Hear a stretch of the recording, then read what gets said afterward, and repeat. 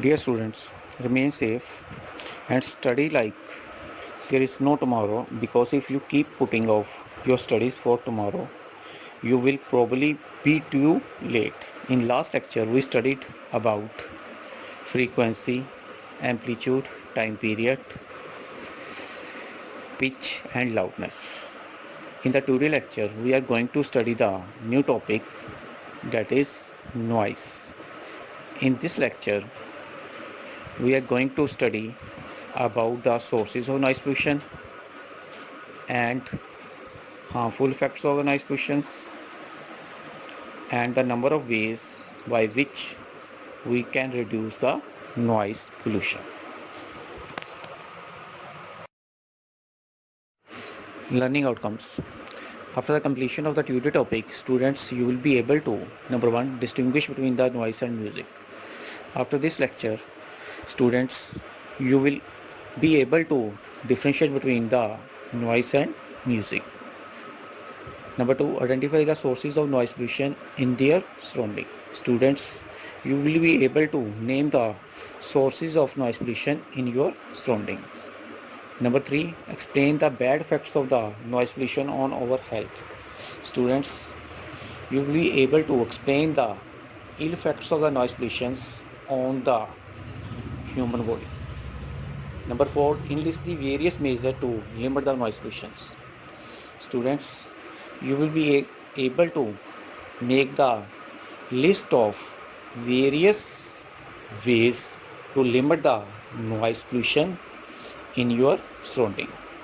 Number five, state the uses of hearing aid and sign language for the hearing impaired persons. Students, after this lecture, you will be able to tell the uses of hearing aids and sign language for the person which have the hearing problems.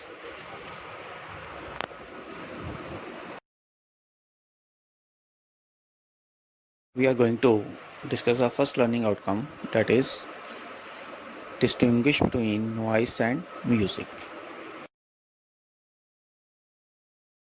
Sound which is pleasant to hear and produce a soothing effect on us is called music.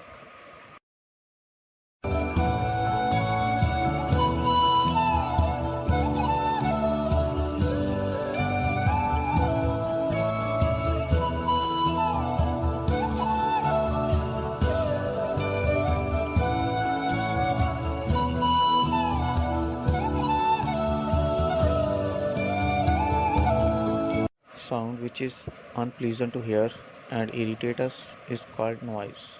For example, sound produced at the site of the traffic jam and street dog barking at the one another is called noise.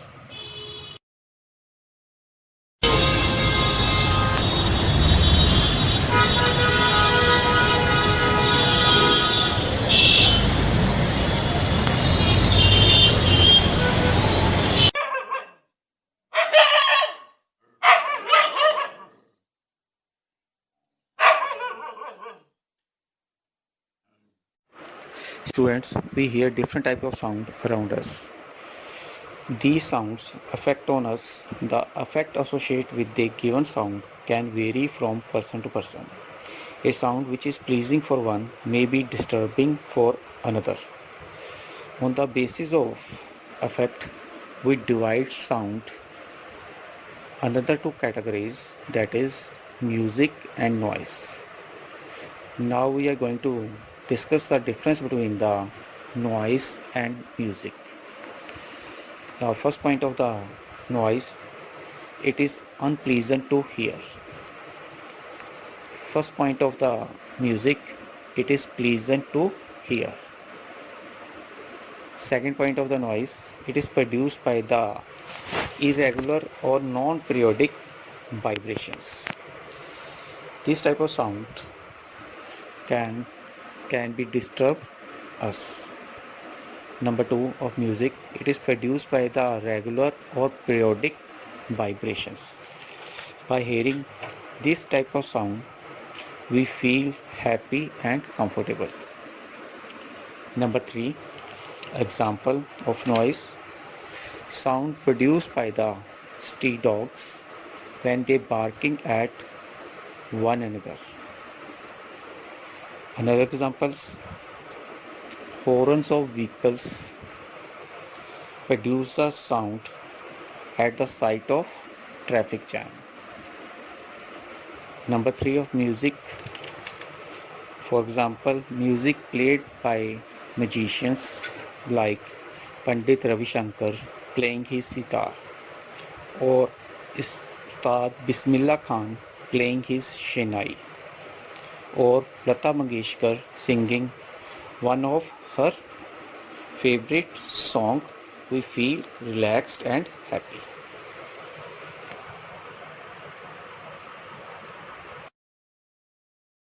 After discussing the differences between noise and music, students, you can easily distinguish between the noise and music. So our first learning outcome has been achieved. Now we are going to discuss the second learning outcome, that is identify the sources of noise pollution in their surrounding.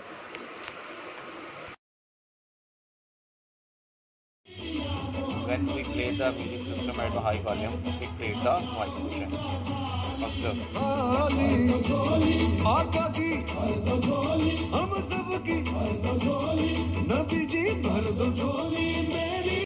When TV run at the high volume, it creates the noise pollution. Observe.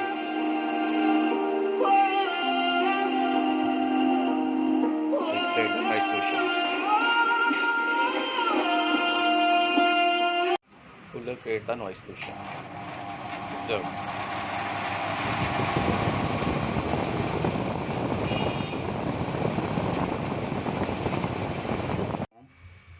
Mixer grinder create the noise pollution.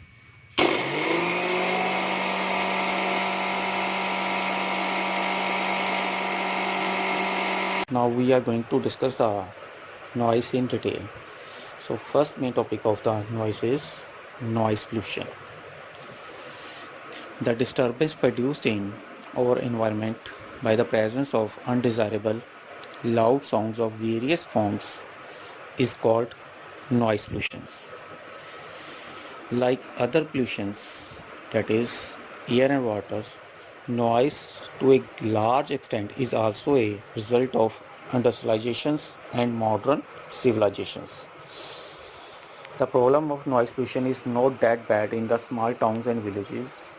However, persons living in the villages or towns located along the national highway or close to a railway tracks or industries very often also have a bear the excess noise pollution. Now we are going to discuss the sources of noise pollutions. Noise is produced by the both people and the machines. Some of the sources of noise pollutions that we are quite familiar are listed below. Number 1, use of various appliances and gadgets in homes such as mixer grinders, vacuum cleaners, television sets and music systems when these are run at quite a high volume. Number 2, street noise, traffic noise, public transport, playgrounds, marketplace, loudspeakers in social functions create the noise pollution. Number 3, small factories, construction equipments create the noise pollutions. This is because they are often use a large numbers of machines. Number 4, there are also a lot of other sources of noise pollution that should not be ignored.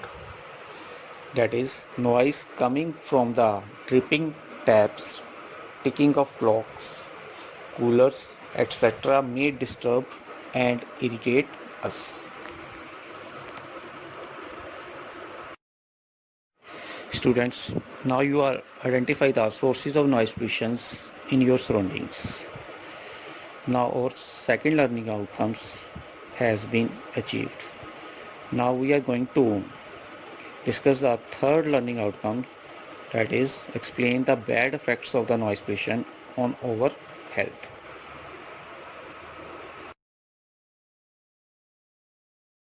Effects of noise pollution on our health. Presence of the excessive noise in your surrounding can cause many health related problems. The ill effects of the noise pollution are given below. Number one, it affects the physiology and psychology of the people. Continuous noise can create panic. The affected persons may become jumpy and his or her frustration level may increase. It may result in the lack of the concentration of the mind. Number three, it affects the human heart. Number four, it can create the lack of sleep, hypertension, nervousness, anxiety, decrease in the ability to memorize are also caused by the noise pollution. Number five, it may cause hearing impairment. On the short-term basis, noise pollution can cause temporary deafness. If the noise pollution continues over a long period of time, person may get permanent damage in her or his ears.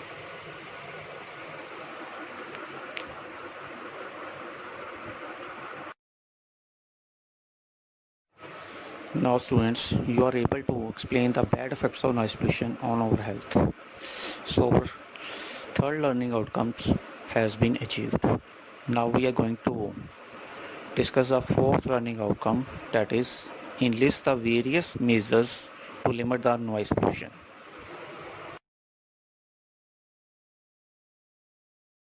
This is the silencer part of the bike which reduce the noise pollution. This is silencer part of the scooter which reduce the noise pollution. Technological advancement, it is very difficult to completely eliminate all noise. However, we must do our best to reduce the intensity of the noise pollution. It helps us to minimize its harmful effects. Now we are going to discuss some points which help us to reduce the noise pollution.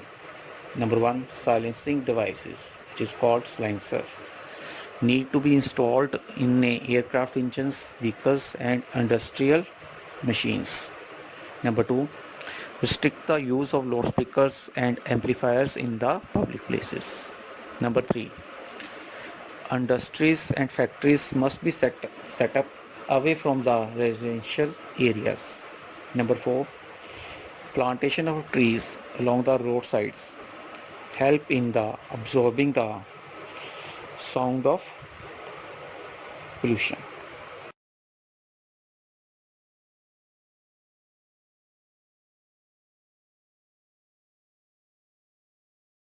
Now student, you are able to enlist the various ways to limit the noise pollution. So our fourth learning outcomes has been achieved.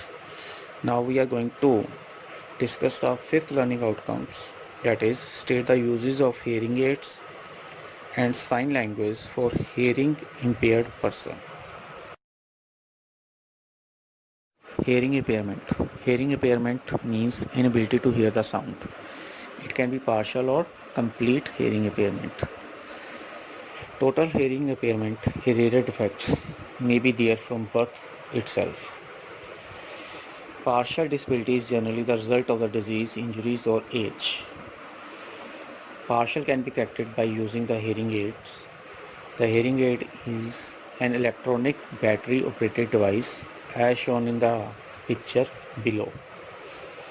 This device receives the sound through its microphone, which converts these sound waves to the electrical signal. These signals are amplified and given to the speaker of the hearing aid.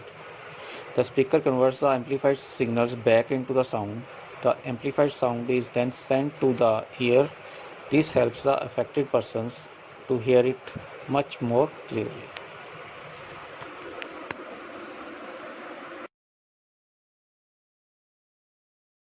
The person having the complete hearing impairment uses the sign language to communicate effectively.